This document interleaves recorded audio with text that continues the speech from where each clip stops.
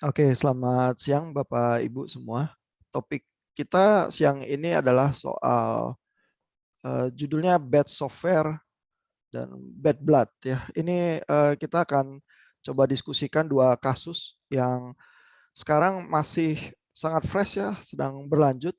Yang satu Bad Software itu kasus Boeing 737 Max yang jatuh juga melibatkan Lion Air tahun 2018.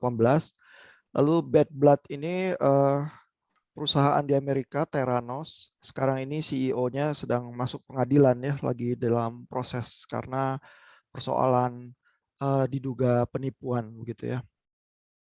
Nah, kita akan coba pikirkan ya mengapa ya perusahaan-perusahaan besar dan Bapak Ibu mungkin udah nggak asing ya ikut kuliah kepemimpinan atau bisnis teknologi.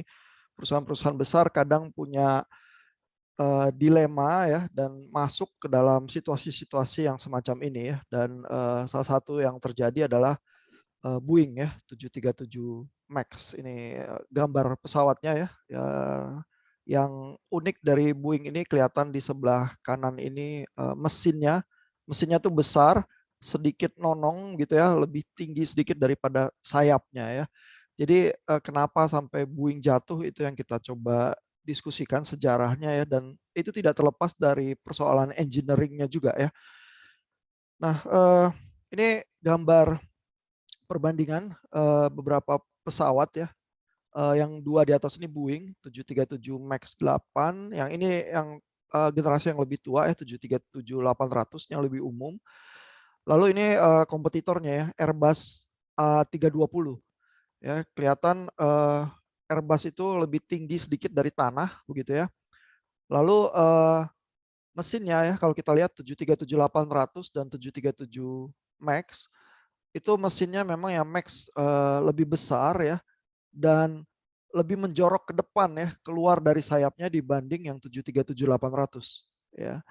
Nah, jadi kisah ini mungkin walaupun kecelakaannya tahun 2018 ya Lion Air, tapi kisahnya udah dimulai tahun 2011 ya.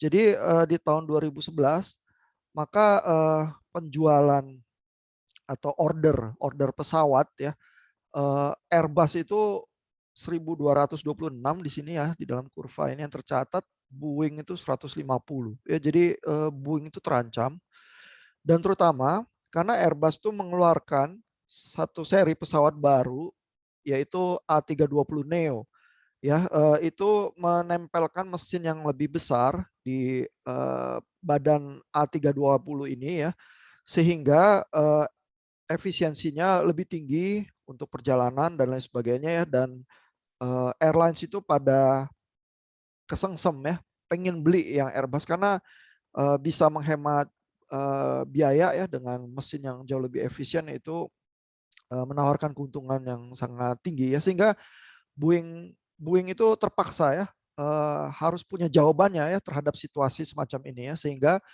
Boeing itu berjanji akan melakukan eh, mengeluarkan seri saingannya ya Airbus A320 Neo dengan disaingi oleh Boeing 737 Max ya dan berhasil ya setelah declare bahwa akan mengeluarkan seri tandingannya tahun 2012 ini order pesawat Boeing kembali melejit ya dan pesawat komersial itu kan basically di dunia dikuasai oleh Airbus dan Boeing ya Airbus dari Eropa Boeing dari Amerika ya jadi CEO-nya American Airlines itu tahun 2011 itu nelfon CEO-nya Boeing ya bilang kita nih mau belinya Airbus ya Anda bisa datang dengan tandingannya nggak begitu ya karena kan ya lebih baik beli perusahaan Amerika punya ya dan kalau terkunci dimonopoli oleh perusahaan Eropa nanti gimana Amerika begitu ya jadi ini semacam cukcuang ini ya langkah paksaan ya Boeing harus muncul dengan tandingan karena Airbus 320 Neo ini mengancam mendominasi pasar gitu ya. Nah, ini kita lihat ya desain pesawatnya ya. Ini yang sebelah kiri ini Boeing 737 Next Generation ya. Ini yang masih mesinnya masih kecil ya, tapi yang ingin dilakukan Boeing adalah dia ingin dengan rangka pesawat yang sama ya, dia mau tempelin mesinnya lebih besar begitu ya, karena dengan demikian bisa menyaingi produknya Airbus 320 Neo itu ya. Nah, masalahnya adalah ya, kalau kita lihat perbandingan badan pesawat di bawah ini ya, yang badan pesawat Boeing itu kelihatan lebih rendah ya daripada Airbus 320 ya, dan ini masalah ya. Karena desainnya Boeing 737 itu basically pada tahun eh, mau keluar 737 Max itu udah 50 tahunan begitu ya. Sehingga 50 tahun yang lalu kalau mau loading sama downloading barang dari pesawat, kalau pesawatnya terlalu tinggi kan peralatannya lebih sulit ya. Nah, kalau Airbus ini kan pesawat yang lebih baru ya kerangkanya ya, sehingga lebih tinggi sedikit itu nggak masalah begitu ya, karena peralatan-peralatan di airport juga lebih modern ya. Nah, masalahnya adalah kalau mau redesign kerangka pesawatnya itu kan jadi mahal ya, sehingga Boeing itu menempuh jalan, ya udah kita tempel aja ini ya apa mesin yang lebih besar ini pakai kerangka pesawat yang sama ya. Dan satu clue lagi yang sangat penting adalah Boeing itu ingin jualan ya dengan mengklaim ini pesawat yang sama loh 737 Max ini ya dengan 737 seri sebelumnya, sehingga untuk pilot itu nggak perlu additional training ya, karena additional training itu biaya ya. Bahkan Boeing itu bikin semacam agreement ya dengan Southwest Airlines, itu bilang kalau misalnya jual pesawat yang ternyata butuh additional training, mereka akan diganti rugi 1 juta dolar setiap pesawat kalau itu terjadi begitu ya. Jadi itu kan menggiurkan ya, bahwa oh ini pesawatnya lebih hebat, lebih efisien, lebih menguntungkan, tapi nggak perlu additional training, karena kalau additional training kan artinya tambahan biaya, keuntungannya berkurang begitu ya. Jadi Boeing itu masuk ke dalam satu agreement yang semacam itu, lalu menempuh uh, engineering yang sedemikian sehingga pingin punya daya saing terhadap Airbus gitu ya. Nah, ini gambar perbandingan lagi tadi ya. Sebenarnya kerangka pesawat yang sama ini ya di close up. Tapi ini yang memberikan apa caption nih kayaknya salah nih. Ini bukan Airbus A320 Neo ya. Ini masih yang 320 klasik ini, karena sayapnya sama ya apa mesinnya, bukan yang lebih besar. Ini Boeing 737 juga bukan yang Max ini ya, yang lama ini mesinnya masih lebih kecil ya. Tapi ini tuh untuk perbandingan nih, bahwa sekarang kalau yang sebelah kiri ini A320 Neo mau dikasih mesin yang lebih besar, ini space-nya dari rangka ke bawah ini masih muat nih, masih leluasa ya. Tinggal tempelin aja mesin yang lebih besar. Nah, kalau yang 737 jadi mentok tanah ini mesinnya kalau mau ditempel yang lebih besar ya, sehingga harus mesinnya ini dimajuin lebih maju, lebih nonong di depan sayapnya. Begitu ya, sehingga menggeser mesin itu lebih maju dari depan pesawat ya, itu merubah sifat karakteristik terbang si Boeing juga. Begitu, itu akar masalah yang muncul begitu ya. Nah, ini kelihatan ya di gambar yang ini perbandingan antara 737-800 yang di sebelah kanan ya. Ini mesin yang lebih kecil dengan 737-8 Max ya. Dan ini kelihatannya garis ketinggiannya kan sama ya. Jadi mereka pakai rangka mesin yang sama ya. Tapi kelihatan juga dengan nempelin mesin yang lebih besar ini di sebelah kiri ya, maka ini sayapnya sampai sini, mesinnya tuh nongol ke depan ya, banyak ya. Kalau tadi ini sayapnya masih sampai cukup jauh ya ke atas mesinnya, sekarang mesinnya nongol jauh ke depan begitu ya. Nah,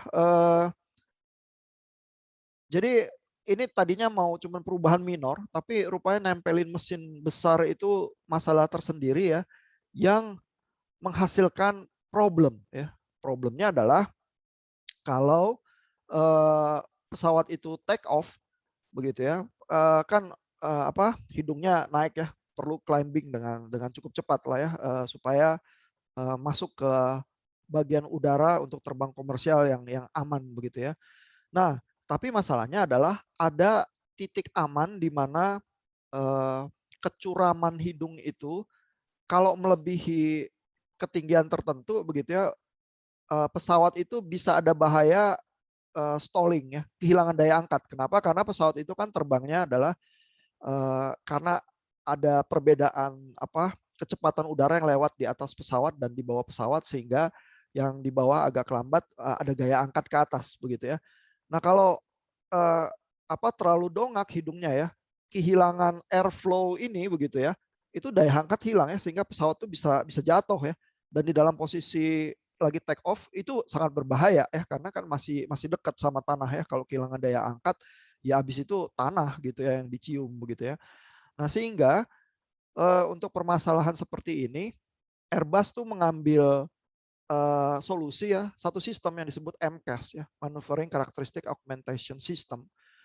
Ini sebenarnya sistem yang sudah dikenal, sudah lama ya, ditaruh di pesawat jet tempur, sehingga kalau melakukan manuver yang sulit itu manuvernya itu lebih smooth begitu ya, dengan mengontrol ini ya terbangnya itu ya, supaya terbangnya itu nggak terlalu liar begitu. Nah, lalu sistem ini dipasang ya dengan mengandalkan sensor. Sensornya itu mengukur angle of attack begitu ya, seberapa kemiringan hidungnya begitu ya. Nah, kalau kelihatan bahwa angka angle of attack ini terlalu tinggi begitu ya, hidung pesawatnya, maka bacaan dari sensor itu akan di fit in ya, menggerakkan stabilizer di buntut pesawat ini ya, dan memaksa supaya hidung pesawat itu turun begitu ya, sehingga dengan demikian masuk ke angle yang lebih aman lagi. Idenya tuh begitu ya, dan ini karena teknologinya dikenal ya, udah teknologi lama, Boeing tuh nggak merasa bahwa ini sesuatu yang spesial gitulah. Udah teruji kok, produknya udah ada ya, sehingga bisa dipakai begitu saja, dan juga sudah teruji di pesawat tempur begitu ya. Nah ini ada satu wawancara ya, baru keluar ya dari PBS dan New York Times, filmnya baru tayang kemarin, saya putar sedikit ya, apa yang dikatakan soal sistem MCAS itu ya. Kita coba dengarkan beberapa menit. Oh bentar, saya tadi lupa share soundnya. Saya coba lagi. Nah, A short time after this first maiden flight, Ed Wilson, he and his co-pilot start to realize that the 737 MAX is not handling as smoothly as it should in certain low speed situations. jadi sebenarnya pilot-pilot testing dari pesawat Boeing 737 MAX itu tahu ada problem ini ya, dan bahkan ada catatan pilot testingnya itu di simulator pesawat itu memberikan catatan bilang bahwa ini kalau di pesawat beneran saya akan kehilangan pesawat itu gitu ya, karena terbangnya di simulator pun udah sulit begitu ya. Nah, tapi catatan-catatan itu somehow dikubur ya, di-ignore gitu ya di dalam prosesnya ya. Nah, ini ada pembicaraan soal sistem MCAS itu ya, coba kita dengar. Shortly after takeoff, it's still kind of climbing to ascend. It's not going full speed. Boeing engineers had an idea for how to deal with this.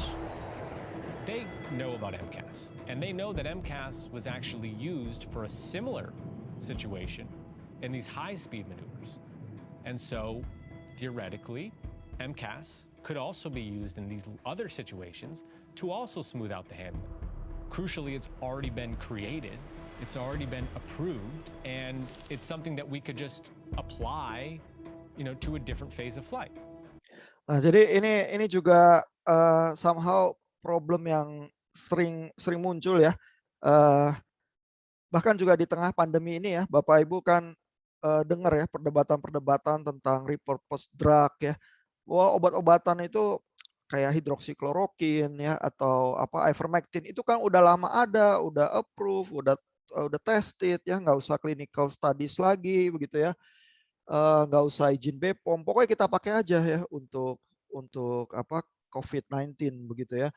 Nah ini kira-kira argumennya tuh sama nih, karena kan Boeing itu berusaha secara engineering pakai apa aja yang ada, nggak menghasilkan pesawat yang baru yang butuh training. Ini sistemnya udah ada kok, udah lama ada, udah approve dan lain sebagainya, udah dipakai juga di pesawat tempur, jadi tinggal di-apply aja ya.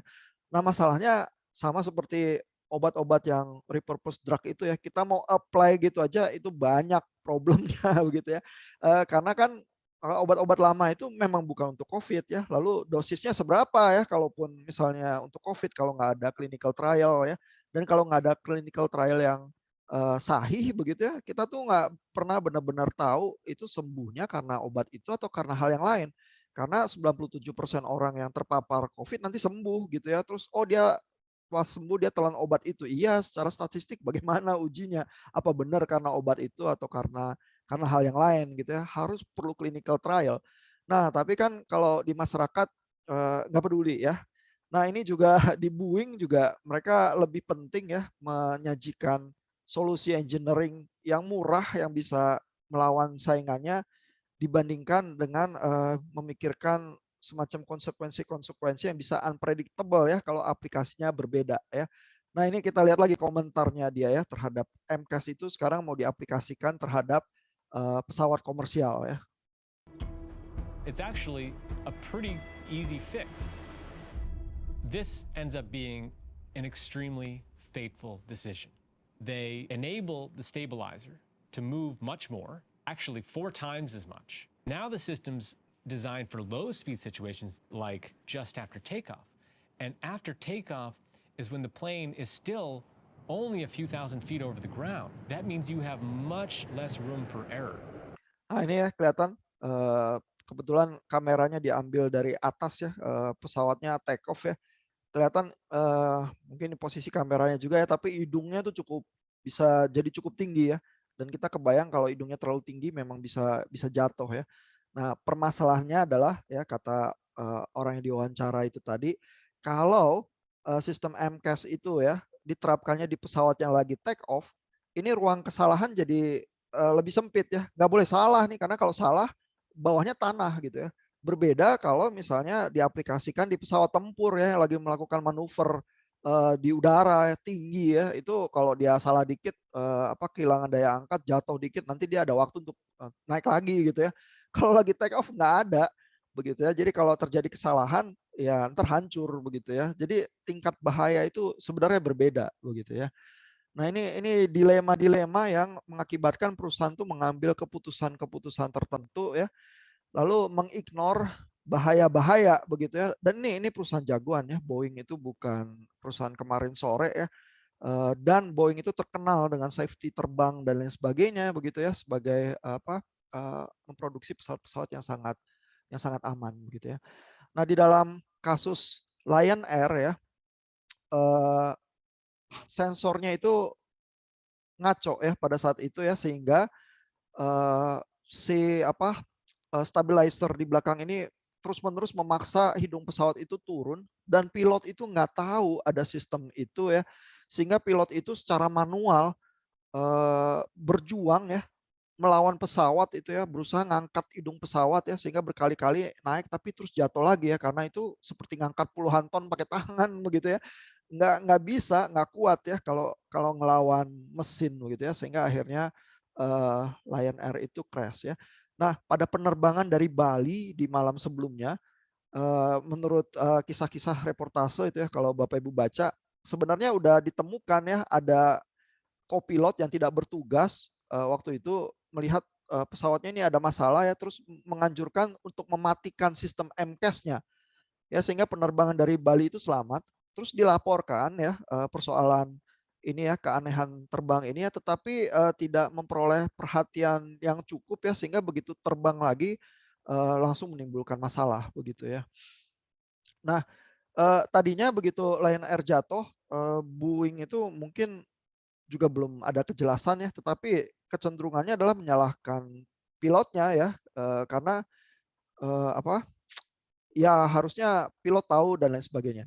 Tetapi masalahnya adalah kan sistem ini dijual ya, dan tanpa satu training tambahan, sehingga kesannya ini pesawat lama sama aja sama yang dulu-dulu ya, cara terbangnya, dan tidak ada tambahan yang baru. Padahal ada tambahan yang sangat krusial yaitu sistem MCAS ini, gitu ya. Nah, ini gambaran yang lain ya dari problem MCAS ini.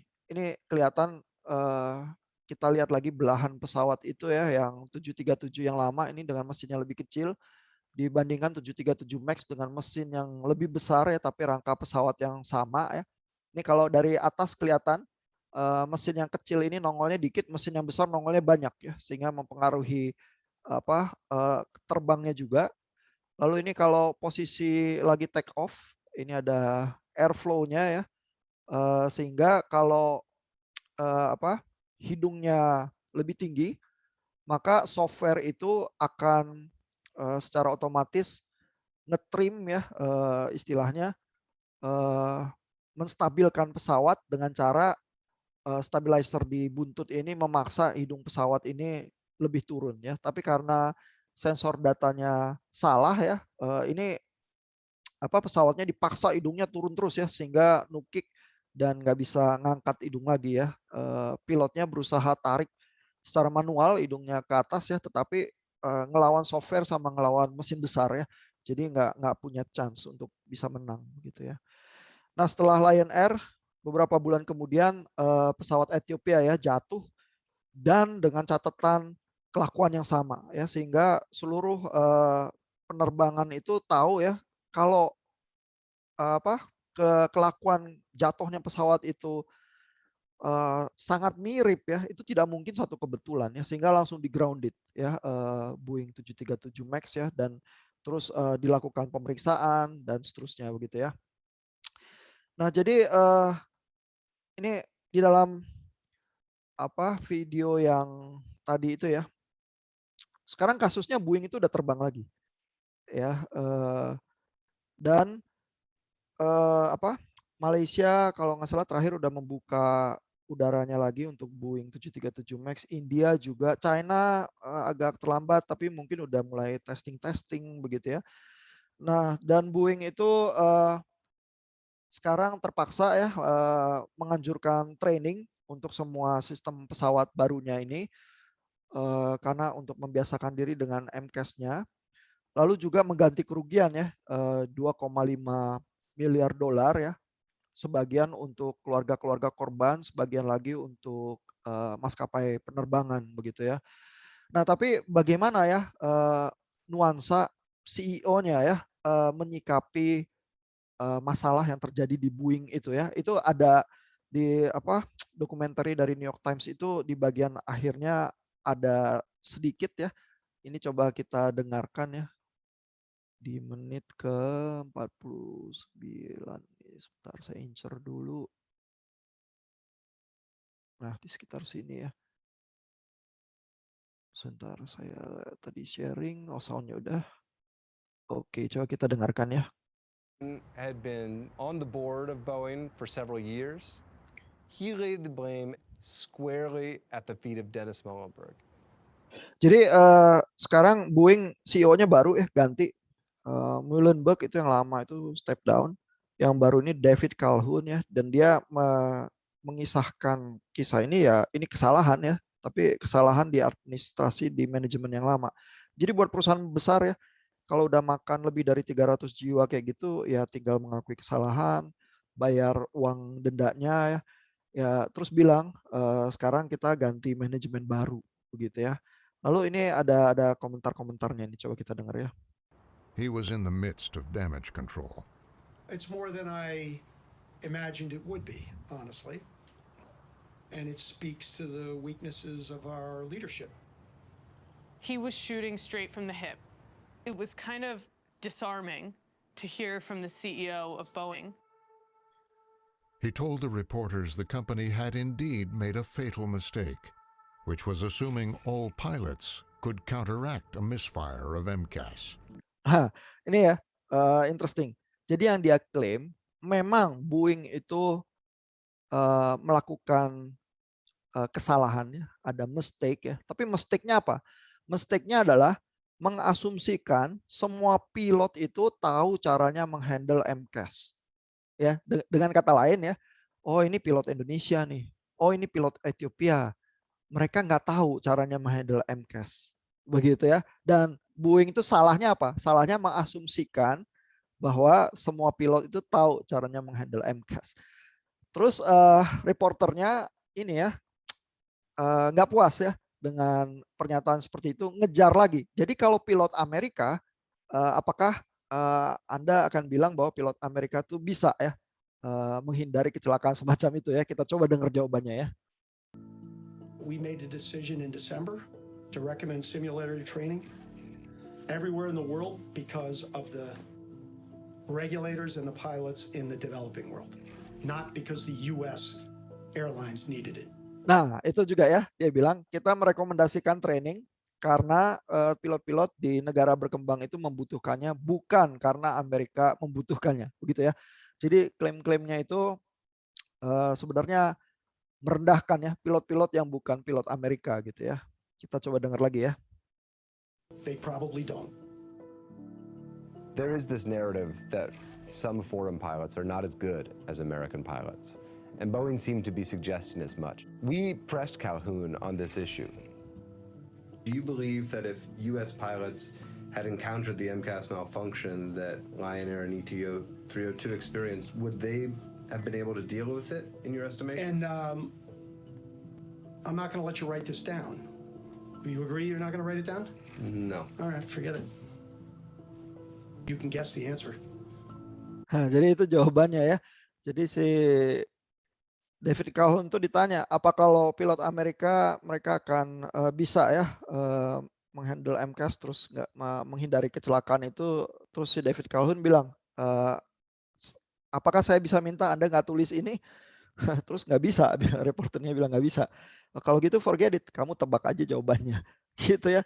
Jadi posisi resmi ya dari CEO Boeing ya itu masih seperti itu ya, bahwa ini bukan kesalahan kita, ini kesalahan pilot sebenarnya ya, walaupun sudah melalui berbagai pemeriksaan di Kongres dan sebagainya terbukti mereka membayar ganti rugi ya 2,5 miliar dolar begitu ya, dan terbukti juga sekarang mereka terpaksa menyediakan training begitu ya karena ini sistemnya baru begitu, dan tetap mereka narasinya adalah ini kesalahan pilot. Ya. Nah, jadi kalau kita mau coba renungkan dan diskusikan ya nanti kalau Bapak Ibu bisa berpendapat ya, ini problem dengan Boeing sebenarnya apa ya? Yang kita lihat adalah ada tekanan persaingan dagang ya dengan Airbus. Jadi kalau nggak bisa bersaing ya, nggak bisa menawarkan yang tandingannya ya terhadap solusi dari Airbus 320 Neo itu ya, maka ya Boeing akan dalam kesulitan ya.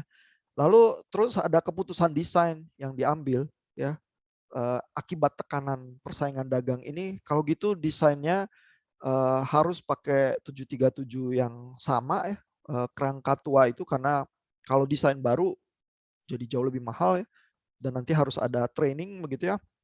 Kita harus jualan tanpa additional training. Karena Airbus 320 Neo itu juga begitu jualannya, begitu ya, sehingga sangat laku keras begitu ya. Jadi tahu-tahu Boeing terjebak ya ke dalam keputusan-keputusan desain engineering yang semacam itu. Lalu ada problem lain juga, relasi dengan regulator penerbangan di Amerika itu rumit ya, karena tugas menjaga safety itu kan rumit ya, sehingga FAA itu juga seolah-olah juga memberikan trust ya, dan seolah-olah mengoper sebagian dari tanggung jawabnya untuk menguji dan menjaga kualitas produk dan lain sebagainya itu kepada orang-orang Boeing ya, sehingga di dalam relasi yang bisa ada konflik of interest gitu kan, harusnya regulator itu benar-benar nguji, testing, jaga begitu ya.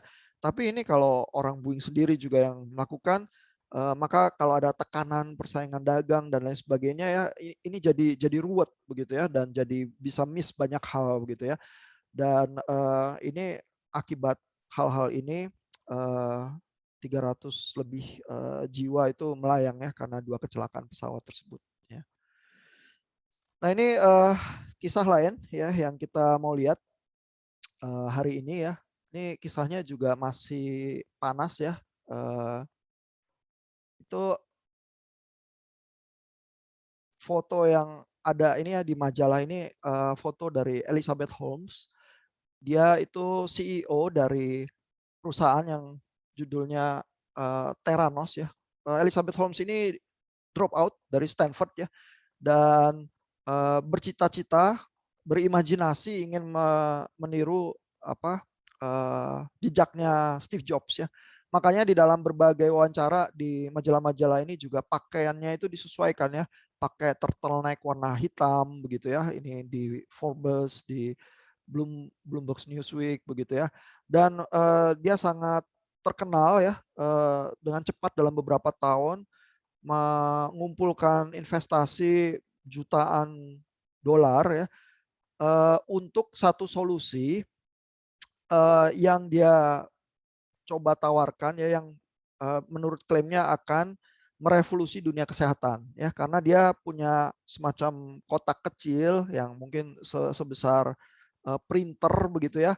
Lalu dia pakai teknologi mikrofluidik ya, itu Pak Henry itu jagoannya mikrofluidik ya, di mana cairan itu di dalam jalur-jalur yang mikro bisa disetir ya dengan apa sifat-sifat kelistrikan sehingga mengarah bercampur secara kimiawi ya dengan zat-zat tertentu terus bisa dilakukan testing ya dan testingnya yang bersifat dibaca dengan cahaya begitu ya dan klaimnya adalah dia dengan setetes darah saja ya tusuk jari sedikit gitu ya setetes darah masukkan ke dalam cartridge-nya yang kayak sebesar kartu kredit masukkan ke dalam printernya dia maka bisa melakukan testing lebih dari 100 testing darah yang biasanya dilakukan di lab ya.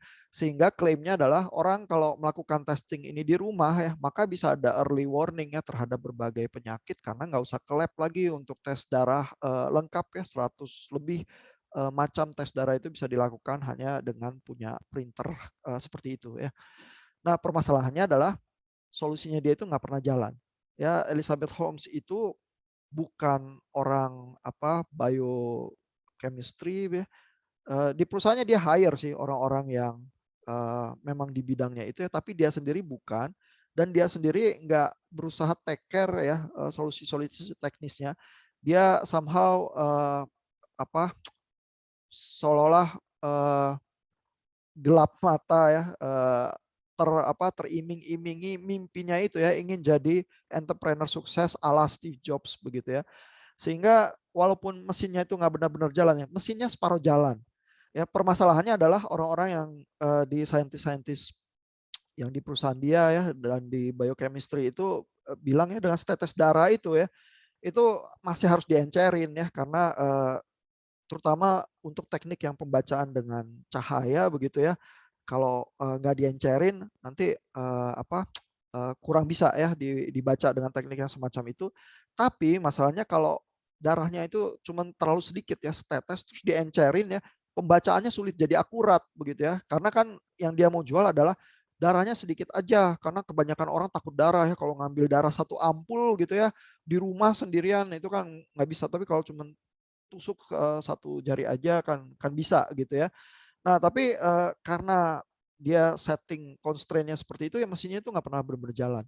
Tapi dia jualan kemana-mana ya, berbuat seolah-olah itu udah jalan ya, terus berusaha jualan ke Pfizer, tapi Pfizer uji coba dan lain sebagainya sering nggak jalan juga ya. Nah, lalu orang-orang di perusahaan dia yang mulai tahu ini mesinnya nggak benar-benar jalan. Kadang-kadang jalan, kadang enggak. Ya, dan kalau nggak jalan ya, dia akan komplain ya atau blaming bahwa oh ini koneksi wirelessnya ini kurang bagus gitu. Karena salah satu konsepnya dia adalah oh itu darahnya diambil, dimasukin ke mesinnya, hasil bacaannya dikirim ya ke sentral, lalu diinterpretasi, lalu hasil interpretasinya dikirim balik ya lewat internet ya ke mesin tersebut ya. Sehingga dengan begitu juga misalnya kalau ada clinical trial ya di rumah-rumah orang mencoba obat tertentu ya, selain dicoba obatnya dia bisa dites darahnya sekalian, lalu bisa memberitahu pusat atau dokternya ya untuk mengurangi dosis atau apa kalau ternyata ada efek samping yang teramati ya lewat pemeriksaan darahnya ya sehingga juga alat-alat semacam ini kalau memang benar jalan bisa untuk dipakai untuk clinical trial ya dengan sangat berguna ya. Nah masalahnya tuh nggak pernah benar-benar jalan. Lalu engineer-nya kalau disuruh pergi demo ya, misalnya ke Pfizer atau apa ya, terus malam-malam panik di hotel karena mesinnya nggak jalan gitu ya. Terus besoknya kalau nggak jalan juga di tengah klien, mereka tuh bisa kirim results palsu ya dari pusat ditunjukin ke kliennya gitu ya. Terus juga orang-orang yang dikerja jadi apa chief financial officer-nya ya itu mereka punya apa culture ya di Silicon Valley itu ya lulusan-lulusan Stanford itu kalau bikin startup ya mereka selalu apa menggelembungkan potensi keuntungan dari perusahaan-perusahaan startupnya.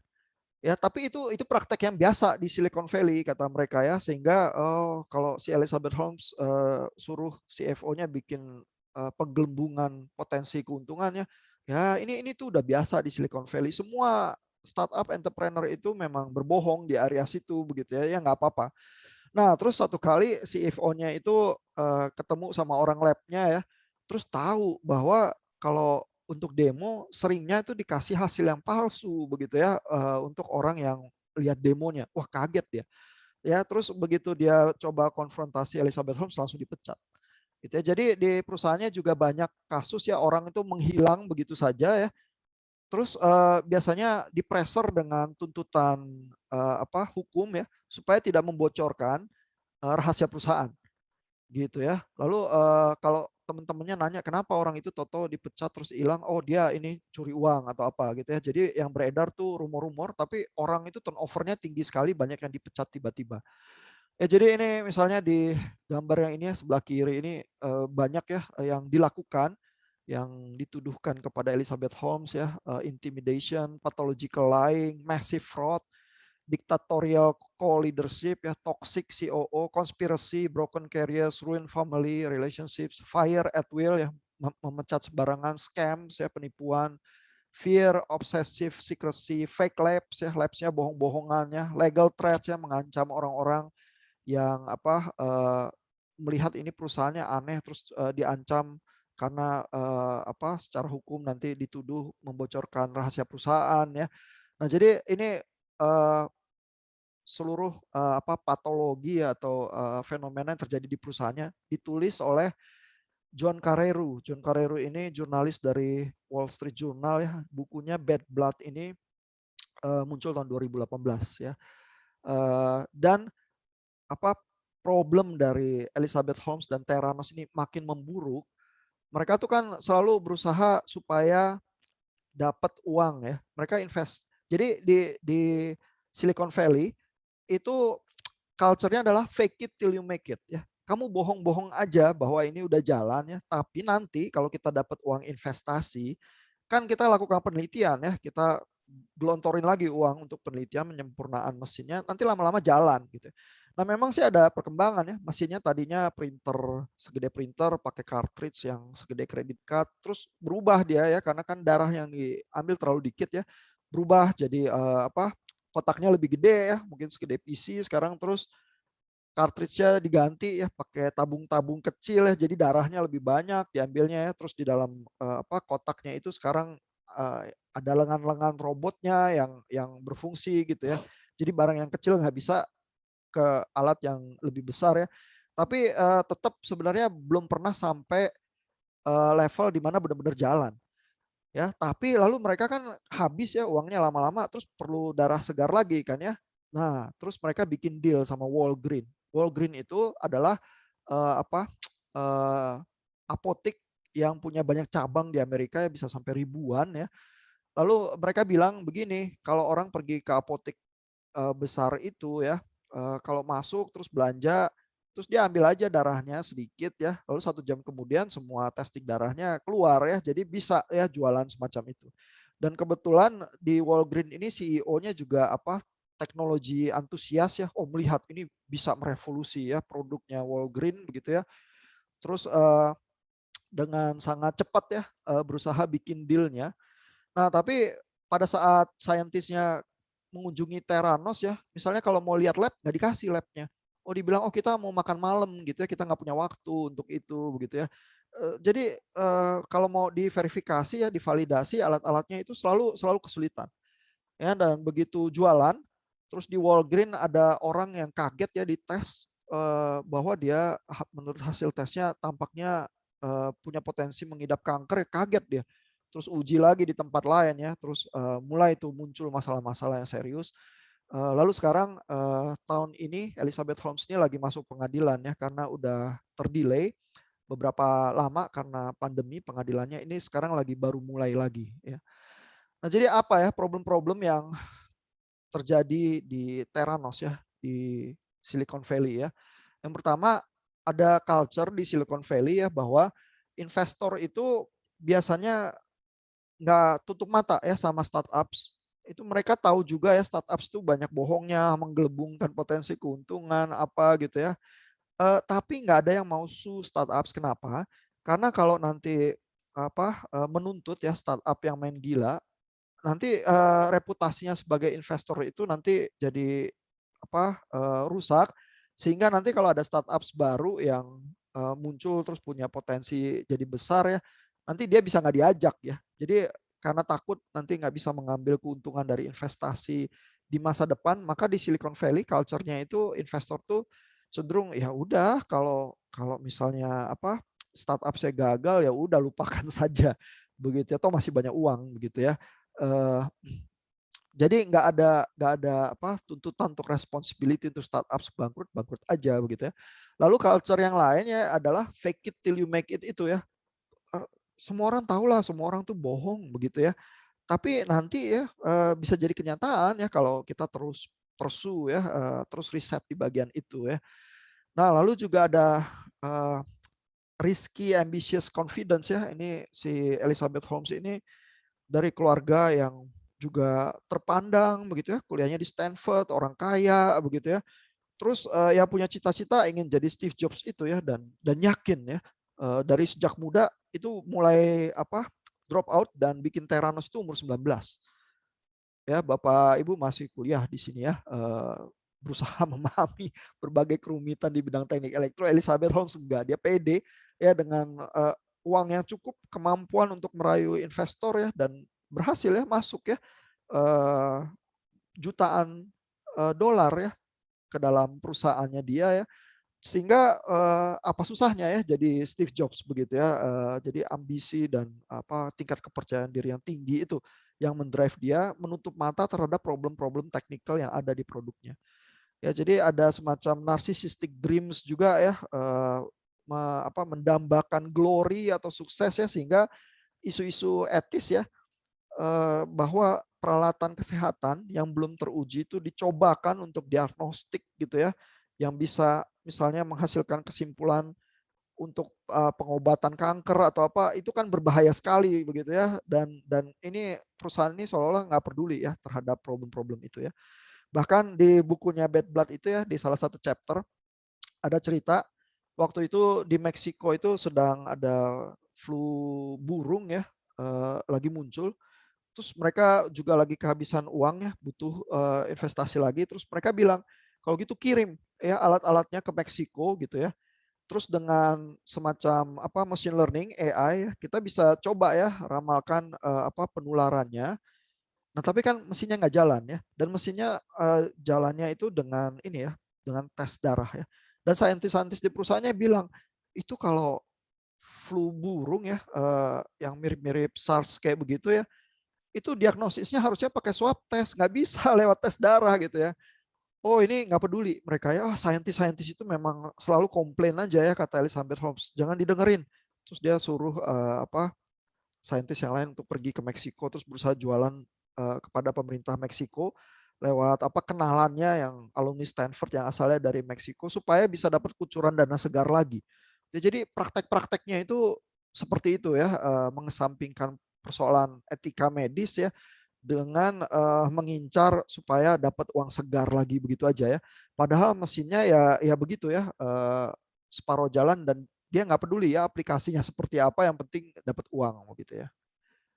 Nah, ini juga semacam moto yang diyakini oleh, ini gambarnya Elizabeth Holmes di kanan bawah ya, Yoda sebenarnya kutipannya, do or not, do or do not, there is no try. Ya, jadi ini juga mungkin atmosfer di Silicon Valley ya, mesinnya itu either bisa, either do atau do not. Nggak ada tuh mengaku bahwa kita lagi mencoba mungkin nanti bisa ya, there is no try ya. Jadi ambisi dan confidence yang setinggi itu ya. Oh, can do begitu ya. Dan ini di perusahaan mungkin disukai ya, can do attitude katanya begitu ya. Oh, kalau kamu dikit-dikit komplain bilang ini nggak bisa gitu ya.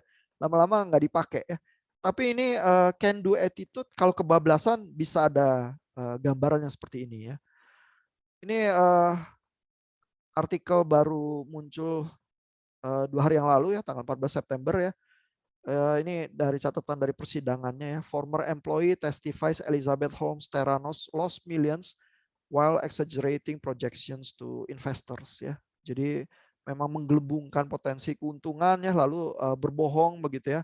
Dan ini kesaksian-kesaksian dari bekas employee yang dipanggil ke pengadilannya. Ini masih berlangsung sih.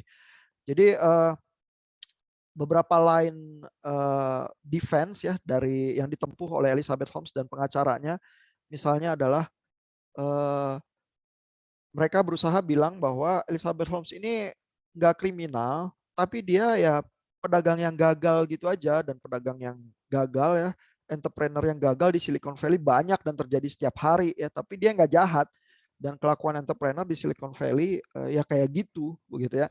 Nah, nggak tahu ya apa pembelaan semacam itu bisa menang ya di pengadilan. Silakan Bapak Ibu ikuti ya ini karena masih terus berlangsung ya. Nah, ini beberapa pertanyaan buat kita diskusikan ya dari 2 kasus ini ya.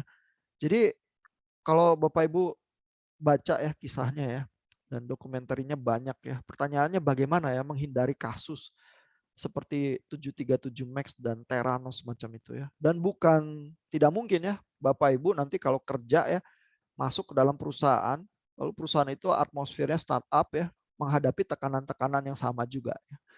Dan Boeing itu kan bukan perusahaan startup ya. Tapi di dalam tekanan perdagangan akhirnya masuk ke dalam keputusan-keputusan engineering yang semacam itu ya. Lalu pertanyaan kedua, apa ada jalan keluar ya dari tekanan perdagangan atau tekanan culture ya? Kalau tekanan culture berarti ya semua orang begitu kok jualannya ya. Kamu aneh sendiri ya kalau kamu nggak begitu. Yang ada ya kamu bangkrut tanpa bisa ngapa-ngapain gitu ya. Nah itu gimana caranya ya kalau ternyata dunia kita seperti itu ya. Nah, lalu bagaimana seharusnya peran seorang engineer? Ya, apakah engineer yang nggak mau ikut plot-plot semacam itu ya simply nanti nggak dapat kerja aja gitu ya, lantas terus gimana kalau Bapak Ibu lulus terus dunia kita seperti itu. Ya. Nah, sampai segitu dulu. Kalau Bapak Ibu dengan berbaik hati membuka kamera, terus kita bisa diskusi nih sambil lihat wajah Bapak Ibu.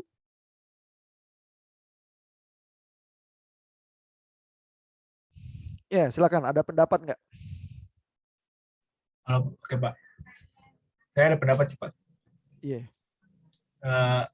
Kalau menurut saya yang Elizabeth itu emang, kalau menurut saya itu agak masuk ke penipuan sih Pak, karena apalagi waktu dia nggak ngebukain lab sama partner kerjanya, menurut saya itu satu kesalahan yang lumayan fatal tuh, karena nggak ada transparansi di kerjasamanya jadinya. Nah, tapi salah juga apotekernya, menurut saya salah juga sih, karena mereka terlalu terburu-buru juga ngambil dealnya, jadinya akibatnya juga ke mereka juga gitu dampaknya. Gitu sekali dari saya sih Pak. Iya, memang kalau diceritain ya kasus-kasus semacam itu kayak kok aneh ya bisa jadi seperti itu ya. Tapi kan kita harus bayangin ya, kalau kita ngobrol sama Elizabeth Holmes, terus Elizabeth Holmes itu sangat karismatis begitu ya, sangat menjiwai ya dan menceritakan dengan penuh semangat ya betapa produknya ini akan merevolusi ya dunia kesehatan ya. Dan teknik-teknik yang dipakai itu bukan nggak ada ya, teknik mikrofluidik itu coba aja ngobrol sama Pak Henry ya, nanti Pak Henry akan menerangkan dengan panjang lebar gitu ya. Semua teknik yang dipakai itu ada ya, tinggal sebenarnya barangnya itu udah sampai level apa maturity-nya ya, dan kalau ditatap dengan mata yang berapi-api penuh semangat ya, ingin menggoncang dunia ya, kayak Steve Jobs begitu ya. Stay hungry, stay foolish begitu ya kata pidato Steve Jobs itu ya. Nah, terus kan kita jadi ini ya bersemangat ya. Terus mari kita coba lakukan gitu ya. Nah, itu tuh yang terjadi ya. Begitu juga di Boeing kali ya. masa kita nyerah sama Airbus gitu aja ya. Engineer-engineernya bilang ya kita punya solusi kok. Ini Boeing bukan perusahaan kemarin sore ya, bikin jet tempur juga bisa gitu ya. Dan kalau kita bicarakan ya persoalan safety di pesawat ya, ada analisis-analisis yang bilang ya kebanyakan kecelakaan itu memang faktor pilot itu sering memainkan peranan yang besar ya. Permasalahannya memang karena Boeing menyembunyikan ya ada MCAS itu ya dan tidak memberikan additional training. Even pilot yang sangat berpengalaman pun kalau dia nggak tahu ada barang itu di pesawat ya dia nggak bisa bereaksi ya terhadap mekanisme itu kalau ada masalah begitu ya. Nah jadi sekarang ini karena Boeing itu udah terbang lagi ya dan udah selesai lagi setelah 2 tahun ini grounded uji FAA lagi. Klaimnya jadinya seperti ini ya bahwa MCAS itu sekarang bukan cuma dari satu sensor ya, ada 2 sensor. Jadi kalau satu salah, yang satu akan selalu bisa mengimbangi begitu ya. Lalu juga pilotnya di training ya sehingga pilot yang berpengalaman tahu ya kapan dia harus ngetrim manual gitu ya dipindahin sistem MCAS-nya nggak dipakai ya kalau ternyata terdeteksi ada masalah gitu ya. Jadi kayak mobil biasa itu kan juga berbahaya ya, nyetir mobil ya. Tapi kalau orangnya yang di belakang kemudi memang bisa nyetir kan nggak apa-apa gitu argumennya Boeing gitu ya. Nah tapi masalahnya adalah terus apa ya airlines mau pakai nggak ya Boeing 737 Max-nya lagi ya. Terus Bapak Ibu kalau naik pesawat terus tahu pesawatnya 737 Max gitu ya, mau naik nggak? Kita ini aja nih, kita ambil suara aja nih sekarang nih. Nggak mau, Pak. Nggak mau, Nggak Pak. Nggak mau. Skip dulu Pak kayaknya. Lebih banyak yang nggak mau atau yang mau? Nggak mau ya, yang bilang mau malah nggak ada ya. Nah tapi masalahnya konsumen juga nggak bisa milih ya pesawatnya ya. Kan itu pesawatnya dirotasi ya seringkali ya. Terus kita waktu beli tiket kita nggak dikasih tahu pesawat apa ya. Kalau kita mau tahu kita tuh harus cek airlines-nya tuh beli pesawat 737 Max atau enggak. Gitu ya kalau dia sama sekali enggak ya. Ada sih pesawat yang udah mengembalikan order 737 Max-nya ya. Maskapai itu misalnya Ryanair ya dari Eropa itu mengembalikan 10 pesanan 737 Max-nya. Tapi kan banyak yang udah ordernya udah lama ya, tinggal eksekusi aja ini kan kalau layak terbang begitu kan. Nah, masalahnya kalau dari sisi engineering ya, dari awal itu engineeringnya tuh nggak bagus ya. Karena kerangka badannya masih pakai yang lama, terus kayak dia fixing bug aja begitu dengan software ya. Sehingga pesawat itu sebenarnya kalau take off tetap nggak terlalu bagus ya posturnya, terus berusaha diselesaikan dengan sistem sensor dan software. Tentu bisa ya, karena pesawat tempur aja bisa ya pakai MCAS terus terbangnya cukup oke gitu. Ini pesawat tempur loh gitu ya. Ini masa pesawat sipil nggak bisa ya pakai solusi yang sama ya bisa aja gitu. Tapi kayak satu kaleng terbang yang kurang gitu bagus terbangnya terus berusaha diperbaiki pakai berbagai sistem tempelan. Berbeda dari Airbus yang dari awal memang udah didesainnya cukup tinggi ya karena pesawat yang lebih modern terus nggak mengalami masalah itu gitu ya. Jadi dari sisi kalau kita engineer ya kita rasa kurang puas ya desainnya semacam itu ya terus kita was-was ya iya ya kita mau naik ya pesawat yang seperti itu gitu ya. Ya, jadi memang pendapatnya Pak Elgin ini kayaknya kasus Theranos ini simple banget ya bahwa sebenarnya di setiap titik itu orang bisa mencegah itu terjadi ya. Cuman kalau kita ada di dalam terus kita digoreng oleh ambisi itu ya, itu nggak sebegitu gampang sih. Ada komentar lagi? Usulan gimana caranya keluar dari kesulitan semacam itu kalau pas kita menghadapi?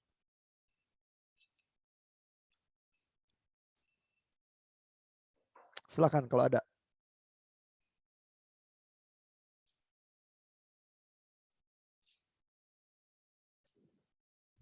Yang susah itu persoalan culture itu ya. Kalau culture di sekeliling kita kayak gitu ya, kita tuh cenderung beradaptasi sih terhadap lingkungan itu ya, karena hal-hal yang mungkin kalau orang luar diceritain, ya itu kan memang nggak benar gitu ya. Tapi kalau kita ada di dalam culture itu ya kita menganggap itu tuh wajar karena ada rasionalnya begitu ya. kayak fake it till you make it, kan nggak apa-apa. Nanti kan kita riset lagi, terus nanti bisa juga ya. Steve Jobs itu kan juga tukang ngibul gitu ya. Tapi terus lama-lama produknya makin bagus memang ya. Terus dia deliver ya produk-produk yang menggoncang dunia gitu ya. Nah, tapi ya sejauh apa tuh kita melakukan gitu ya. Terus batasnya di dalam gray area itu kapan ya kita harus bilang ini stop, ini udah cukup gitu ya. Nggak boleh lebih jauh lagi ya karena kita udah melanggar banyak pagar begitu ya. Nah, itu pegawai-pegawainya si Elizabeth Holmes itu beberapa itu sampai kepada kesimpulan itu terus check out ya, mundur ya, pergi. Dan begitu pergi ya biasanya perlakuannya adalah kamu jangan ngomong-ngomong ya sama pegawai yang lain. Kamu pokoknya pergi aja, udah pulang gitu. Terus nggak usah datang lagi. Gitu ya, karena takut nanti ada rumor yang beredar dan sebagainya. Mereka mau kontrol narasinya bahwa orang itu keluar tuh kena apa ya, bukan karena persoalan di dalam perusahaan itu gitu. Jadi biasanya kalau orang mau keluar dari perusahaannya si Elizabeth Holmes, mereka akan bilang, oh ya, ini ada satu kasus pacar saya jauh, tinggalnya di LA, saya susah bolak-balik terus ya kalau kerjanya di sini, saya mau pindah aja ke LA, jadi saya berhenti. Ya. Terus langsung bilang keluar aja ya, nggak usah ngomong-ngomong sama tim kamu begitu ya, nggak usah say goodbye, udah langsung aja keluar gitu. Jadi itu juga kalau suasana perusahaan aneh, ya mungkin sih harus pilih untuk check out ya. Dan iming-iming gaji besar atau apa itu mungkin nggak sepadan ya dengan problem yang nanti bisa timbul ya. Ada komentar? Bapak Ibu silakan. Pertanyaan juga boleh. Pak, Ya. kalian boleh komentar yang soal Boeing, Pak. Ya, Pak.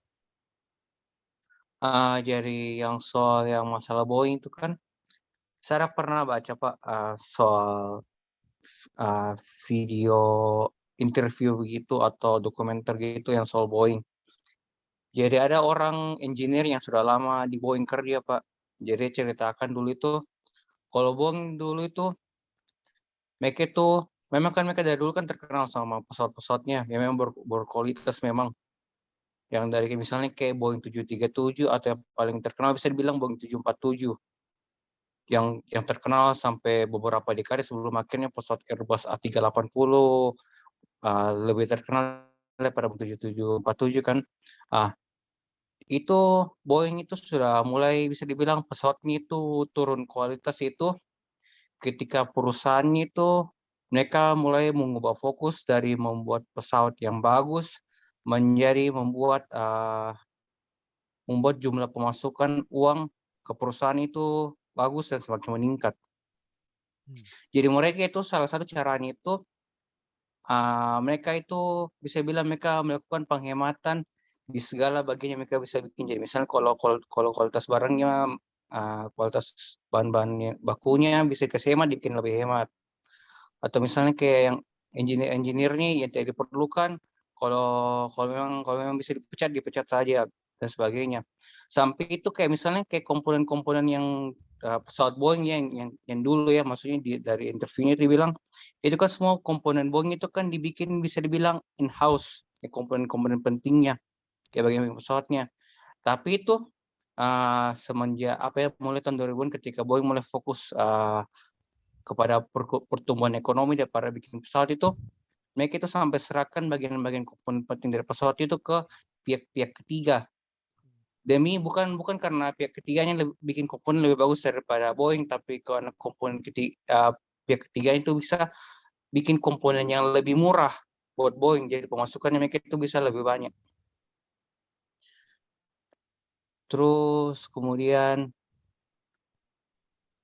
dari akhirnya persaingan dengan itu kan yang dengan Airbus juga akhirnya membuat mereka juga melakukan penghematan, ya bisa dibilang gila-gilaan sih Pak, di semua bagian pesawatnya. Jadi memang pesawatnya itu betul-betul dikorbankan supaya mereka bisa menjual unit semakin lebih banyak, terus kemudian mereka punya keuntungan dari tahun ke tahun itu tetap positif karena mereka punya perusahaan itu yang CEO yang sebelumnya Muhlenberg itu CEO-nya itu bukan fokus terhadap teknis pesawat, dia lebih fokus terhadap tahun ini profitnya sekian, berarti tahun ke depan itu profitnya harus lebih tinggi lagi.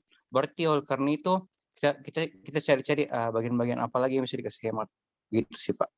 Yang dari interview yang saya dapat. Ya, itu interview dari Fox ya. Itu yang nonton jutaan itu di YouTube bisa dilihat ya. Salah satu narasinya adalah memang Boeing itu bergeser dari perusahaan teknologi yang mengedepankan safety menjadi perusahaan yang menguntungkan di Wall Street begitu ya, sehingga seluruh manajemen itu shifting begitu ya. Nah, tapi pertanyaannya gini, apakah salah ya kalau perusahaan itu making profit ya dan berharap bahwa profitnya itu makin besar? Bukankah semua perusahaan itu seperti itu gitu ya? Dan karena misalnya Bapak Ibu kan mahasiswa ya, coba bayangkan ya, kalau ada universitas ya menawarkan ya, gimana kalau ini kita kuliahnya cepet nih, online aja yang sering ya, terus dalam 3 tahun atau kurang bisa lulus gitu ya misalnya ya. Terus kira-kira konsumen ya, orang tua atau mahasiswa lebih suka yang mana begitu ya, dibanding misalnya universitas yang bilang ya kalau kamu mau belajar yang proper gitu ya 4 tahun lah begitu ya, kalau kalau S1 begitu ya, kalau kamu agak malas ya bisa lebih lama gitu misalnya ya. Tapi kalau cuman mau cepet atau ini itu nggak bisa lah. Cuman kan kalau perusahaannya agresif, loh kan ini cost semua ya, kalau kamu cutting cost begitu ya, ya ini lebih efisien begitu ya. Terus dengan demikian kita juga punya mutu yang lebih bagus ya, karena kan cost kita nggak mengalir ke mana-mana begitu ya. Terus konsumen untung, perusahaan untung juga lebih besar gitu ya, misalnya gitu ya. Nah, argumen-argumen semacam itu biasa loh Pak di dalam kehidupan kita ya. Dan coba aja tanya kira-kira orang tua senang universitas yang mana gitu misalnya. Apa salah gitu perusahaan itu mau profit gitu misalnya. Gimana menurut komentar Bapak Ibu? Ini tiba-tiba apa terlalu dekat dengan ini ya kondisi kita yang sehari-hari ya. Kalau ngomong Boeing sama Theranos di Amerika itu permasalahan jauh ya. Tapi ini tahu-tahu permasalahan kita juga nih. Ya gimana kita bereaksi terhadap hal-hal seperti itu?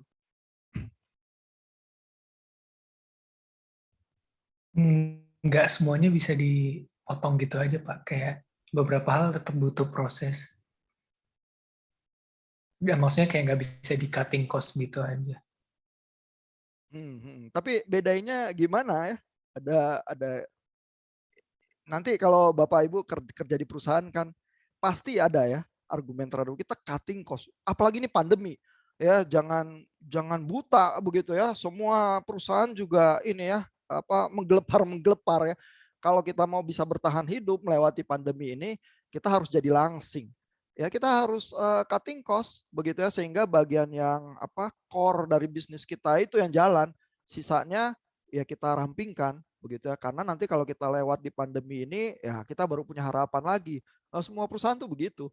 Terus kapan approach semacam itu tuh mulai menggerogoti kualitas atau apapun itu yang kita coba pertahankan begitu ya. Ya dalam hal ini kan tadi Pak Juan bilang Boeing itu driftingnya ke arah situ ya. Dan analis-analis yang di dalam reportase juga banyak yang bilang begitu ya. Nah, tapi kan itu tendensi umum ya. Semua pebisnis itu seperti itu. Terus kapan kita driftingnya bilang di sini udah cukup nih? Atau ini masih belum nih, masih kurang kita justru cutting cost-nya. Gimana Bapak Ibu?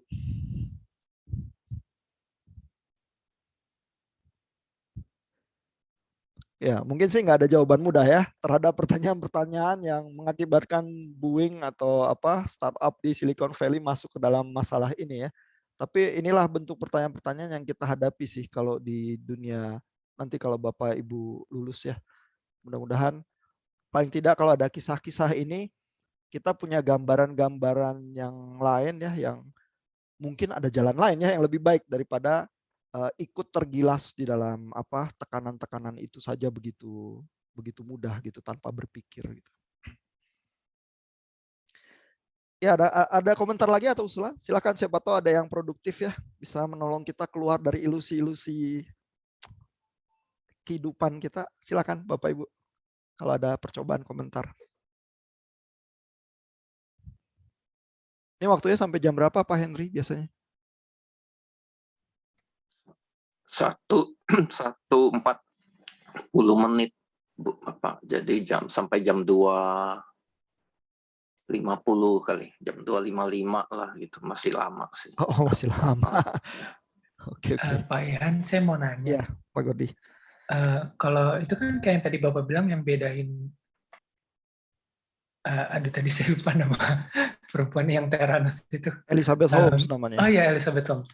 Kan dia sama kan modelnya kayak Steve Jobs yang tukang bohong gitulah. Pokoknya yang penting ntar hasilnya ada gitu kan ya Pak. Iya. Kalau menurut Bapak yang benar-benar bedain dia sama Steve Jobs itu gimana ya? Kayak kenapa Steve Jobs bisa berhasil sedangkan dia gagal? Padahal sebenarnya modelnya kan sama kan ya Pak. Mereka tipenya yang keras ngedorong orang lain supaya bisa ngasilin barang yang mereka mau kan. Nah tapi Steve Jobs itu berhasil. Apa sebenarnya kalau menurut Bapak sebagian besar alasan Steve Jobs bisa berhasil itu karena dia itu beruntung, karena talent yang dia punya di tangan itu bisa mencapai yang dia mau gitu Pak. Nah ini kan teman-teman Bapak Ibu yang lain, Pak Gordi juga baca kisah Steve Jobs kan, karena udah lewat kuliah leadership ya. Iya. Nah kira-kira kalau pertanyaan itu kita coba jawab, apa bedanya ya Elizabeth Holmes sama Steve Jobs itu gimana?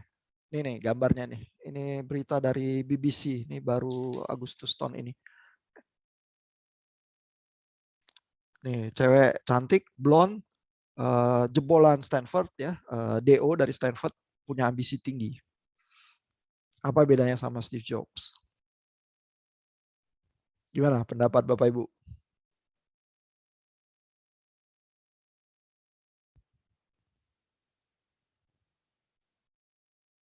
Steve Jobs kan juga gitu ya, nge-push engineer-nya nggak kira-kira ya. Engineer-nya bilang ini nggak mungkin gitu ya kan, Bapak Ibu baca sendiri ya biografinya Steve Jobs, nggak mungkin.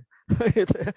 Terus paksa lagi engineer-nya ya untuk bikin Apple II atau apa gitu ya.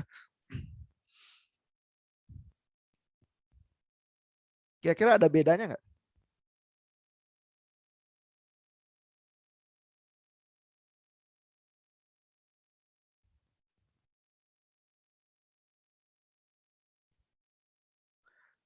Bapak Ibu ada yang ambil kuliah bisnis teknologi ya? Udah ya? Semester lalu ya? Iya Pak, udah. Oh iya. Itu kan kalau orang-orang dari Google itu ya, si Larry Page, Sergey Brin, dan ini ya, mereka kan bilang ya, kalau jualan produk teknologi ya, tetap harus ada engineering advantage yang real ya, untuk dijual gitu ya. Nah ini masalahnya adalah secara engineering ini nggak jalan nih kalau si Elizabeth Holmes ya. Terus dia juga nggak care ya terhadap problem-problem engineering itu. Jadi kalau dia hire scientist, terus scientistnya komplain ya, dia tuh dismiss gitu aja komplainnya. Oh ini enggak kok, kita pokoknya buat jalan aja gitu. Kita rasa bahwa ini semua jalan aja gitu. Kalau Steve Jobs itu dia punya Steve Wozniak ya, itu jagoan ya engineer-nya. Terus dia kumpulin pasukan engineer yang memang juga cukup jago ya, sehingga kalau di-push itu memang bisa ya deliver produknya walaupun dengan susah payah ya. Tapi dia nggak dismissing sesuatu ya kalau memang ada masalah gitu. Dan even mungkin kadang Steve Jobs-nya ya menemukan masalah-masalah itu ya, karena kan di buku biografi yang Bapak Ibu baca misalnya dia nge-push engineer-nya untuk bilang kalau startup jangan makan 25 second ya, harus di-push lagi supaya lebih cepat lagi ya komputernya kalau misalnya di startup begitu misalnya ya. Terus dia hitungin ya, karena kalau setiap mesin itu makan 25 second di seluruh dunia, seluruh mesin itu bisa makan waktu berapa banyak yang terbuang gitu ya. Terus engineer-nya setengah mati deh ya, streamlining proses startup-nya, tapi terus bisa gitu ya. Jadi Steve Jobs itu care ya terhadap persoalan-persoalan detail teknis ya, dan nge-push engineer-nya berdasarkan hal itu ya. Kalau Elizabeth Holmes tuh enggak. Ya jadi dia care-nya jualan ya. Nah, Steve Jobs care jualan juga ya, sehingga dia jagoan juga ngerayu investor dan lain sebagainya. Jagoan juga deal sama Disney ya waktu dia di Pixar gitu ya. tapi dia nggak mengesampingkan persoalan engineering ya. Jadi buat engineer ya, kalau kita terutama juga belajar engineering ya, serius terus jadi alumni apa teknik elektro gitu ya nanti ya kalau lulus ya, kita tuh nggak boleh downplaying persoalan-persoalan engineeringnya ya. Loh kita sendiri aja ya engineer menganggap enteng apa hal-hal yang engineering, nanti siapa yang jaga gawangnya gitu ya kalau bukan kita gitu ya. Nah Steve Jobs tuh nggak sampai level itu tuh. Kalau Elizabeth Holmes memang dia di tempat yang sangat berbahaya sih. Ya dan orang-orang yang men-challenge dia dipecatin satu-satu ya. Kalau Steve Jobs enggak juga ya. Terutama setelah dia dipecat dari Apple terus balik dari Pixar ya. Kalau dia di-challenge dia bisa ya menghandle itu dengan lebih baik kalau Steve Jobs tuh. Kalau sebelumnya sih dia kurang bisa juga ya. Jadi ada sih perbedaan-perbedaan mendasar yang penting ya antara Steve Jobs sama Elizabeth Holmes sih. Nggak tahu, Bapak Ibu yang baca kisah Steve Jobs juga gimana perasaannya?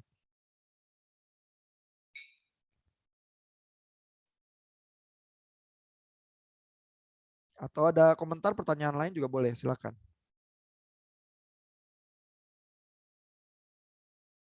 Maksudnya tapi dibandingkan Elizabeth Holmes berarti Steve Jobs bisa dibilang lebih bisa nerima kenyataan atau gimana, Pak? Atau bisa membaca situasi? Ya, at least dia secara engineering nggak ini ya, nggak buta ya. Lalu juga nggak main tabrak ya. Mungkin bahwa kalau dia ngerayu investor, dia menggelembungkan potensi keuntungan atau apa itu iya ya. Tapi dia punya produk yang real gitu ya. Dan apa? Ya kayak Boeing sama Airbus kan juga problemnya di situ ya. Secara engineering memang ada sesuatu yang mengakibatkan Airbus itu jadi lebih unggul ya di dalam hal ini ya. Yang Boeing itu terpaksa ini ya apa kocar-kacir ya untuk memperbaiki dan berusaha apa menyediakan tandingannya gitu. Jadi persoalan-persoalan engineering itu kalau kita melakukan engineeringnya dengan elegan, menghasilkan produk yang memang lebih baik ya, itu memang punya dampak yang sangat besar gitu ya. Walaupun di kelas bisnis teknologi Bapak Ibu belajar bahwa aspek ekonomi itu juga luar biasa penting ya, dan kayak ombak besar ya bisa bikin startup itu masuk jurang ya, nggak bisa crossing the chasm dan lain sebagainya, itu iya ya. Tapi bahwa desain engineering itu juga punya dampak yang sangat serius, itu diyakini entrepreneur-entrepreneur yang berhasil juga dan perusahaan-perusahaan besar ya.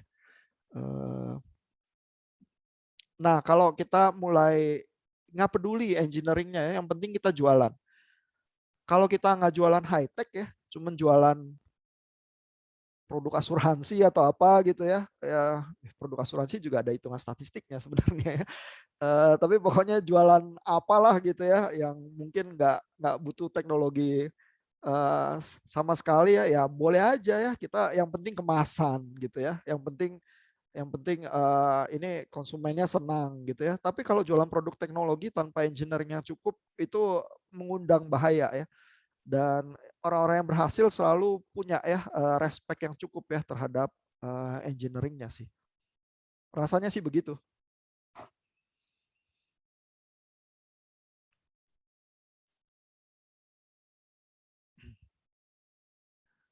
Nah, tapi pertanyaan-pertanyaan tadi yang 3 itu iya, belum ada yang berusaha lempar solusi ya. Yang ada nyalahin Elizabeth Holmes ya, kayaknya dia payah banget gitu. Tapi yang pertanyaannya adalah gimana ya kita keluar dari tekanan ekonomi, tekanan persaingan dagang gitu ya. Lalu apakah ada jalan keluar dari culture ya? Terus gimana caranya menghindari kasus itu ya kalau kasus itu muncul di depan mata kita gitu. Ada usulan nggak?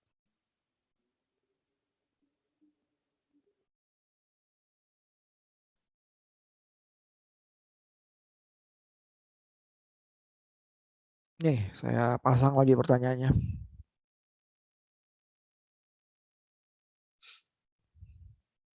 Kalau Bapak Ibu jadi engineer di Boeing ngapain? Atau jadi apa saintisnya Elizabeth Holmes? Pindah perusahaan, Pak. Pindah perusahaan. Iya, itu kayak diskusi kita soal kasus NASA itu ya, jadi sulit ya.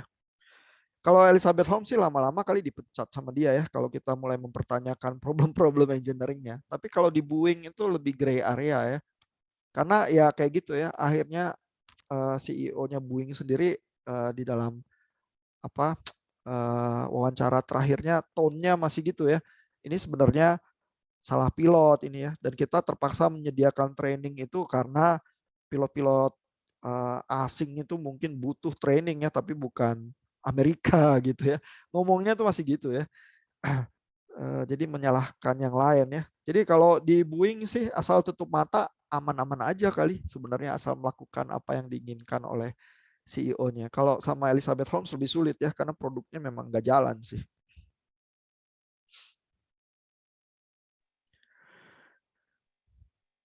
Oke, tapi ya silakan Pak. Buat yang di Wong itu kenapa nggak cari jalan tengah aja Pak? Jadi selain memuaskan keinginan para investor, tapi dia juga bisa dia juga bisa menerima saran sama masukan dari engineer-nya juga. Itu yang mana, yang Boeing ya maksudnya ya? Ya yang Boeing Pak. Jadi maksudnya kalau sekarang kan produknya yang Boeing kan yang 737 MAX 8-nya sebelum akhirnya 2 kecelakaan. Yang bikin di grounded kan itu pesawatnya kan bisa dibilang kurang oke. Itu karena mereka terlalu bisa dibilang agak fokus ke arah investor kan, kemauan investor supaya tetap masukin profit ke perusahaan. Memang kalau mereka mulai sekarang mereka bisa bilang kayak 50-50 begitu Pak. Jadi selain kayak fokus ke arah investor, mereka juga fokus ke arah engineer-nya gitu. Jadi dicari jalan titik tengahnya gitu Pak.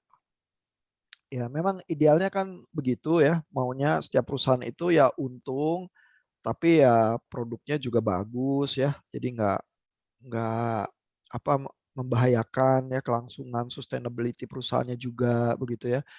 Tapi pada kenyataannya pilihan konkret engineeringnya jadi harus dipikirkan ya. Misalnya kalau misalnya tahun 2011 itu ya, Boeing mau coba approach yang lain ya, maka ya dia harus redesign kerangka pesawat yang baru kali ya. Kalau dia mau tambahin mesin yang lebih besar itu space di bawah sayapnya itu nggak cukup, dan apalagi memang pesawat modern mungkin nggak perlu serendah seperti desain yang 737 yang lama itu, dia harus desain kerangka yang baru ya.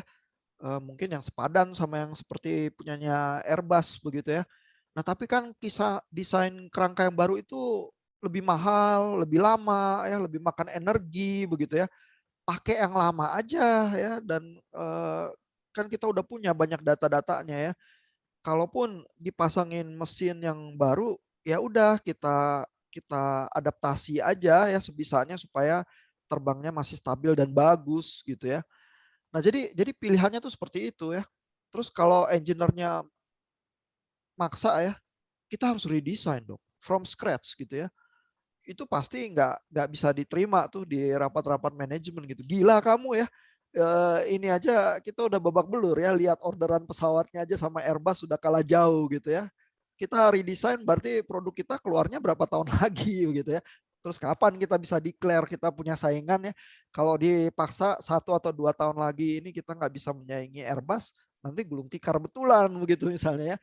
Nah jadi persoalan pilihan engineeringnya mungkin jadi nggak mudah ya. Harus ada memang disiplin ya yang dilakukan ya. Ya memang bisa sih misalnya berpikir ya, ya udah kita sekalian desain kerangka yang baru ini ya, kita even buat lebih bagus daripada yang Airbus 320. Kita desain agak lama sedikit ya, tapi terus kita menghasilkan keunggulan-keunggulan engineering yang real juga. Ya, dengan kan perkembangan selama 50 tahun baik dari segi teknologi telekomunikasi, sensor dan lain sebagainya kan banyak ya. Komputer juga AI kita incorporate semua di dalam pesawat yang baru ini ya dengan luar biasa hebat ya, sehingga ngalahin bahkan eventnya A320. Nah tapi gambling yang semacam itu ya, itu gambling buat long run gitu ya, itu di-argue-nya itu bisa cukup sulit ya di level manajemen, karena biasanya manajemen bisa jadi lebih nyaman ya dengan keuntungan yang cepat ya, karena memprediksi sesuatu yang jangka panjang itu kan sulit ya. Terus kalau kita harus tahan napas berarti ya sedemikian lama daripada misalnya dalam 1 atau 2 tahun mengambil keuntungan besar terus kita bisa rebound gitu ya. Nah, biasanya kebanyakan manajemen lebih melihat keuntungan jangka pendek daripada jangka panjang. Berpikir jangka panjang itu berat ya, terus mengeksekusinya lebih berat lagi gitu ya. Jadi kalaupun idealismenya itu ya kita ambil jalan tengah lah. Jangan jadi perusahaan yang rakus ya, maunya untung besar terus gitu ya. Untung ya memang haruslah perusahaan, tapi ya kita produknya juga bagus gitu ya. Itu manuver yang bisa butuh kedisiplinan yang sulit ya di lapangan yang sebenarnya gitu. Dan kalau culture-nya di perusahaan itu nggak mendukung ya, jadi bahwa nggak cukup banyak orang yang bilang ya udah kita sama-sama nih kerjain kualitasnya ya, sepahit apapun gitu ya, karena kita believe long term itu lebih menjanjikan ya daripada keuntungan jangka pendek yang cepat gitu misalnya. Kalau nggak ada cukup banyak orang begitu ya di komunitas, bisa sulit sih argue hal-hal semacam itu gitu. Ya nggak tahu Bapak Ibu kan di keluarganya ada perusahaan juga, apa Bapak Ibu nggak pernah merasakan nuansa atmosfer culture perdebatan yang semacam itu? Kalau dari saya Pak, apa ya? Kalau kita sih kalau dari cara kerja saya sih, kan tetap mereka fokus cari duit. Cuma tetap di margin yang oke, yang masuk akal gitu, Pak. Jadi dia itu fokusnya itu selama dia kasih barang ke misalnya kliennya tuh, dia kasih harga di mana itu di mana itu kliennya cocok, terus kemudian dia juga dapat profit, terus dari profit itu dia bisa bayar bahan-bahan barang yang dibutuhkan, terus kemudian dia bisa bayar para pegawai yang bantu dia bekerja sih, Pak. Iya, semua perusahaan maunya gitu sih. Tapi dunia perdagangan itu nggak statis, terus ada kompetitornya ya. Terus kompetitornya Iya. bergerak, terus kompetitornya menghasilkan tekanan nih. Jadi harus bereaksi ya. Ya dan Boeing berusaha bereaksi terhadap itu ya kan.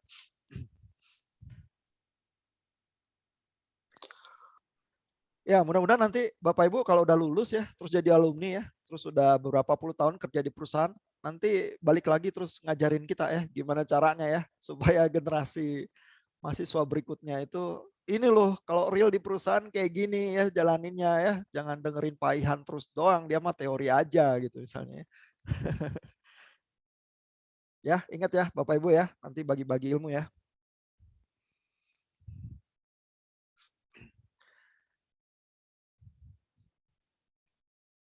Iya, ini waktu kita hampir habis sih. Ada komentar lagi terakhir atau pertanyaan sebelum kita berpisah dengan hati yang kurang lapang ini, diliputi banyak PR-PR untuk dipikirkan.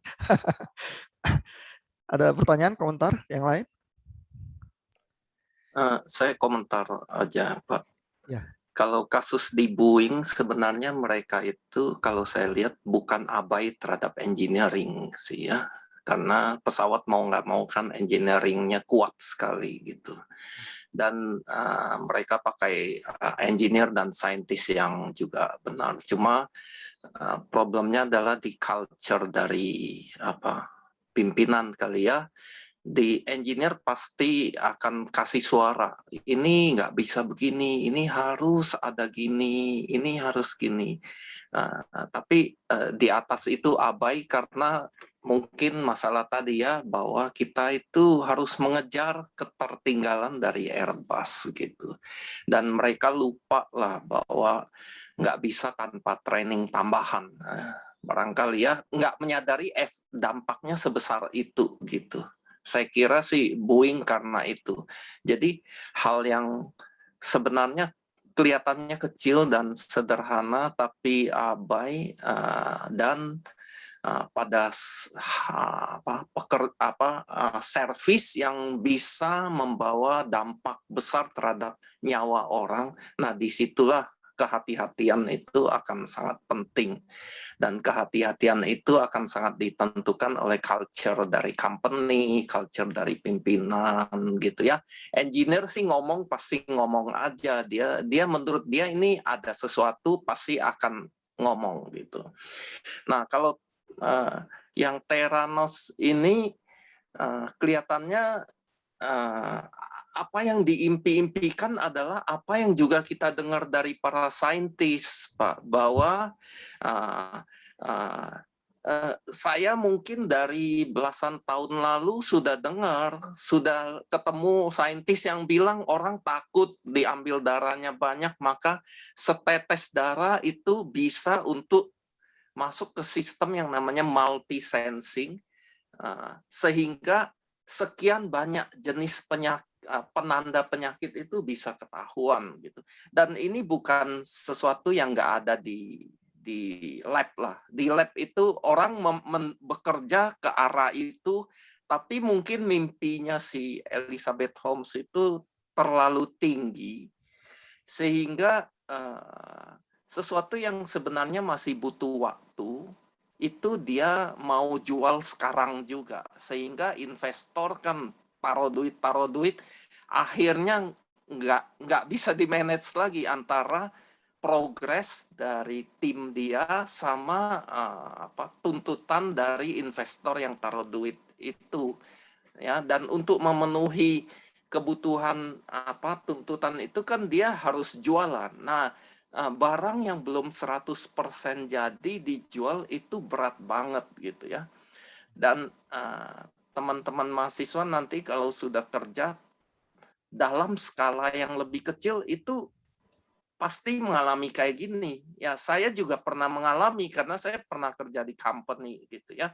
Misalnya kita jadi tim developer dari suatu sistem di mana ada software, ada hardware ya. Menurut kita ini pekerjaan butuh 1 bulan. Tapi kalau ketemu orang marketing, dia nggak akan bicara ke customer kita butuh 1 bulan. Dia bilang minggu depan kelar gitu. Nah, disitulah ada konflik lah. Menurut kita nggak bisa. Ini butuh 1 bulan karena kerjaannya harus ubah ini, ubah itu, database-nya segala harus bangun software ini, hardware ini dan sebagainya. Menurut dia 1 minggu kelar. Nah, akibatnya engineer itu kan dikena push tuh. Harus kita janji mau demo ke customer minggu depan, maka engineer-nya lembur sampai tengah malam dan sebagainya ya. Kayak gini-gini akan sering ketemu tapi dalam skala yang lebih kecil ya. Kalau tidak menyangkut nyawa manusia ya paling akhirnya si orang marketing akan minta maaf ke customer, kami tunda demonya 2 minggu lagi baru bisa gitu. Tapi kalau menyangkut nyawa itu agak berat ya, sulit gitu. Jadi ada hal yang memang secara teori itu sebenarnya bukan hal yang aneh gitu ya, kayak impiannya Elizabeth Holmes ini bukan hal yang aneh, tapi butuh waktu, dan waktu itu nggak bisa dipres begitu aja gitu ya. Nah, di masa sekarang kayak masa COVID ini juga banyak kasus yang mungkin mirip-mirip lah ya, karena pandemi, pengembangan alat tes COVID, pengembangan vaksin, pengembangan obat mungkin ya. Biasanya untuk bidang medical ya itu bertahun-tahun nggak kelar-kelar gitu loh, karena sangat hati-hati sekali. Tapi karena pandemi semuanya harus kelar setahun, kita pun nggak tahu ya ada apa yang dilompati, prosedur apa yang sebenarnya harus dilewati tapi dilompati di belakang itu ya. Nah, waktulah yang akan menentukan lah ya, membuktikan bahwa alat tes yang Anda bangga-banggakan ini sebenarnya nggak kerja dengan baik, atau obat yang Anda bangga-banggakan ini sebenarnya nggak efektif. Itu waktu yang akan menentukan sih. Ada hal-hal engineering yang memang engineering dan science ya yang memang butuh waktu sih. Saya rasa itu Pak Ian. Thank you Pak Henry. Ini kalau Pak Henry udah ngasih komentar nih jadi interesting nih. Terus teman-teman yang mahasiswa ada yang mau ada pertanyaan nggak buat Pak Henry? Karena Pak Henry juga banyak ya berkecimpung di industri ya sebelum jadi dosen. Jadi yang digambarkan Pak Henry ya, situasi semacam itu tuh umum ya, dan kita akan terus ada tekanan itu juga ya, deadline, pushing ya, terus mungkin barang yang belum sepenuhnya jadi, tapi tetap harus di launching begitu ya. Itu kira-kira kan Pak Henry tadi bilang kalau jadi engineer pasti akan ngomong sih ya kalau ada problem, tapi kan keputusan manajemen itu ya memang memperhatikan aspek-aspek jualan juga gitu ya. Terus biasanya akhirnya gimana ya di perusahaan Pak supaya seperti Pak Juan tadi bilang menjaga keseimbangan middle way-nya itu gitu.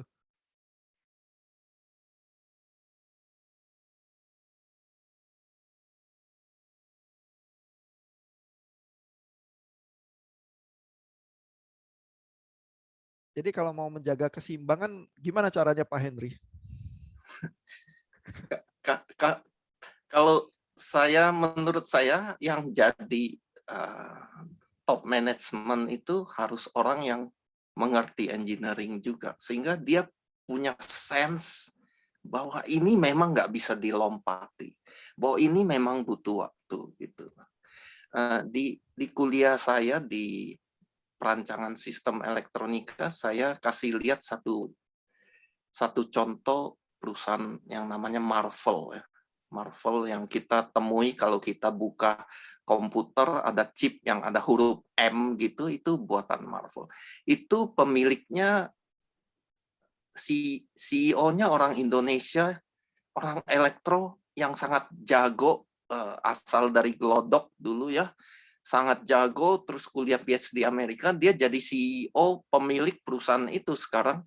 Dan karena dia sangat ngerti sampai ke detail ya, maka